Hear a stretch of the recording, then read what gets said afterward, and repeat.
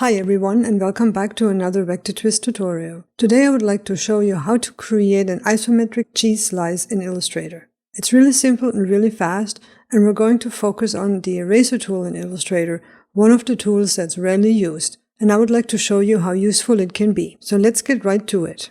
On the artboard we're going to be working with a rectangle, so let's choose the rectangle tool and then choose a light yellow for the fill. Then just create a square on the artboard. I'm going to use my isometric actions again and select the isometric top. Once that's done, I'm going to choose the eraser tool from the toolbar, double click it once, and then in the eraser tool options window, we want to change the roundness. Let's bring the roundness down to 60% and the size we can leave as is. The angle we won't change either.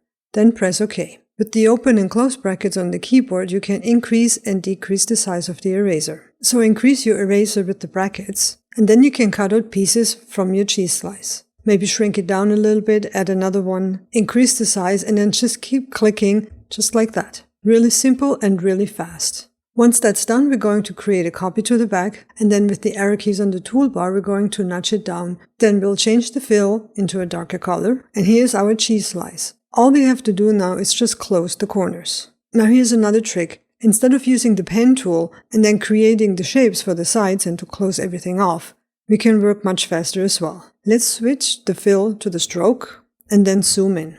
We're going to be creating straight vertical lines. So one line over here, and then we're going to just duplicate it and place it on the corners where we need to create shapes. We're going to create duplicates of this line and then align it with the openings. We just have to pay attention that it actually meets, especially on the corners of the outside. So if it's a little bit too far away, it won't cut properly. So make sure that it's just flush to one of the anchor points.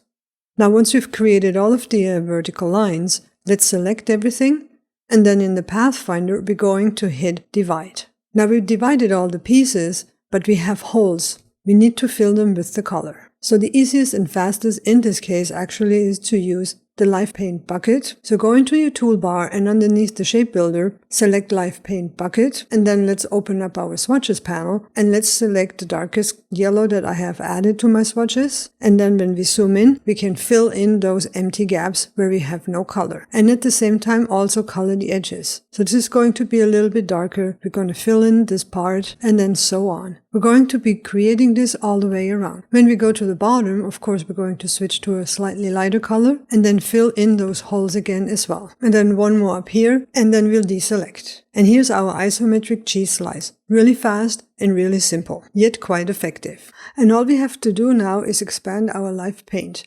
So select the shape, go to Object, find Live Paint, and select Expand. Then in the Pathfinder, select Merge. And that's it.